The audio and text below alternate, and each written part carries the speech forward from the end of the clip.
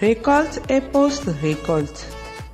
Après la maturation, le producteur procède à la récolte des parcelles de production. Diverses opérations permettent au producteur de réussir la récolte de son champ de riz. Dans cette vidéo, nous aborderons les opérations suivantes. Épuration, suivi phytosanitaire, reconnaissance de la maturité technologique et opération de récolte et post-récolte. Épuration. L'épuration des parcelles se poursuit pendant la phase de maturation. À cette phase, les caractères morphologiques permettant de différencier les autres types sont la couleur des grains sur la panicule.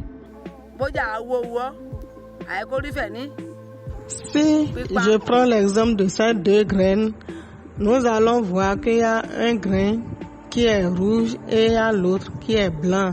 Donc le rouge, c'est le haut type.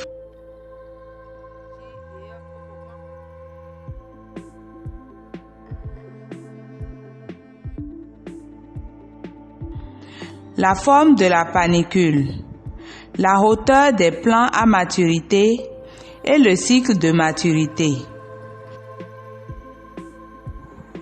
Donc si nous remarquons ces différents types de riz dans nos productions, il faut les enlever, sinon ça va gâter la production, ça ne va pas donner la qualité de notre production.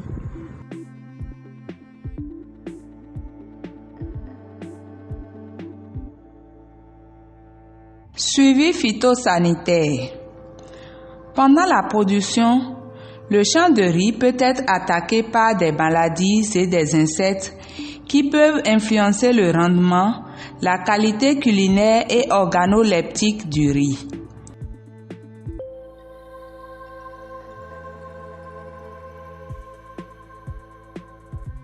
Nous allons nous intéresser aux insectes foreurs de tiges et à la maladie du faux charbon qui sévit depuis quelques années dans les collines. Les symptômes de panicule blanche permettent de détecter les dégâts d'insectes foreurs de tiges dans le champ de riz pendant la maturation. Lorsqu'on observe des symptômes de panicule blanche, il faut extraire la panicule et identifier l'insecte foreur dans la galerie creusée et la tuer. Le faux charbon est une maladie causée par un champignon qui est capable de vivre dans le sol pendant 1 à 2 ans. Les causes de cette maladie sont les conditions de forte humidité causées par les fortes pluviométries pendant la période de floraison du riz, le non-respect de l'itinéraire technique, surtout les essais d'application durée pendant le remplissage des grains, la sensibilité de certaines variétés en production. Lorsque la maladie du faux charbon attaque un champ de riz, elle peut entraîner des pertes de rendement allant de 25 à 75% avec la dépréciation de la qualité organoleptique du riz usiné, surtout le parfum. Pour mieux gérer cette maladie, le producteur doit suivre l'état phytosanitaire de son champ. Pour ce faire, il doit respecter l'itinéraire technique de production recommandé, éliminer systématiquement et brûler les plants attaqués par le faux charbon, surtout en début de l'attaque. Éviter de passer dans les parcelles attaquées par la maladie pour ne pas propager la maladie. Reconnaissance de la maturité technologique. Le changement de couleur des grains sur la panicule indique que la maturité technologique a commencé. Ainsi, pour la plupart des variétés de riz produites, la maturité technologique est atteinte lorsque les grains virent de la couleur verte à la couleur paille sur les 3/4 de la longueur de la panicule. Pour reconnaître que les 3/4 des grains ont effectivement changé de couleur, il suffit juste de tenir la panicule de riz dans la main et d'observer que les grains ont changé de couleur jusqu'au milieu de la paume des mains. Opération de récolte et de post-récolte. Le producteur de riz doit avoir une bonne programmation afin de récolter son riz à temps pour ne pas perdre une partie importante de sa récolte au champ.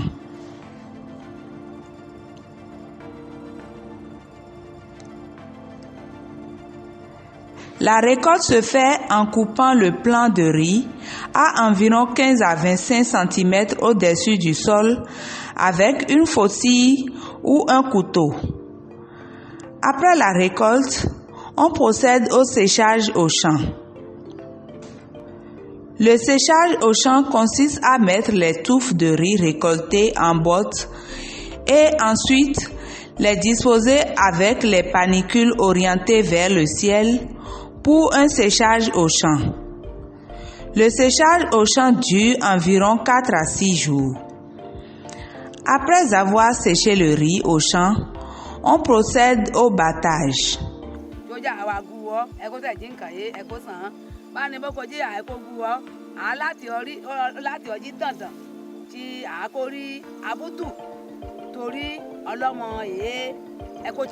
Pour battre le riz, il faut chercher un nombre dans son champ. Trouver une bâche pour récupérer le riz pour que le riz ne se salit pas.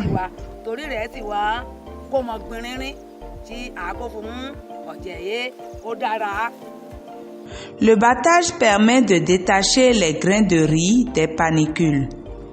Le processus consiste à battre les bottes de riz contre un tonneau sur une bâche qui permet de récupérer le paddy. Le tonneau réduit la brisure du paddy, tandis que la bâche empêche les grains de riz de se mélanger avec des corps étrangers et de limiter les pertes.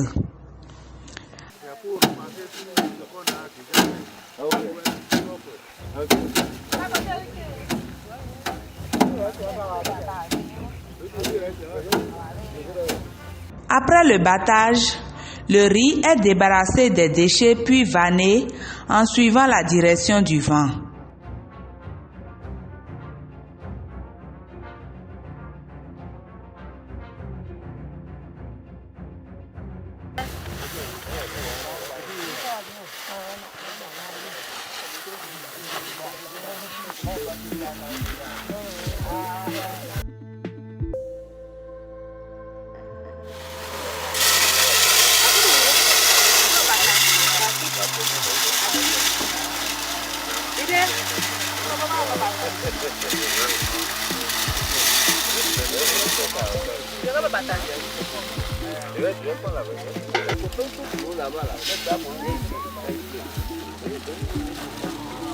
On peut aussi utiliser la batteuse vanneuse à scie pour réaliser simultanément les opérations de battage et de vannage.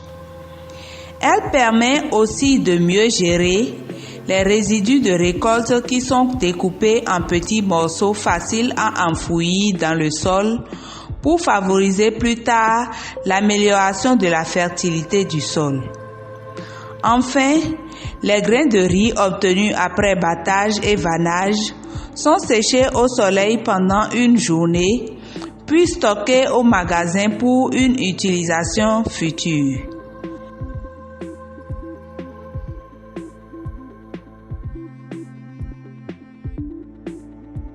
Et maintenant, testons nos connaissances. Comment réalise-t-on l'épuration dans un champ de riz à maturité? Quelles sont les causes de la maladie du faux charbon? Quelles sont les conduites à tenir face à un champ fraîchement attaqué par le faux charbon? Comment reconnaît-on la maturité technologique du riz? Quel est l'avantage du séchage au champ?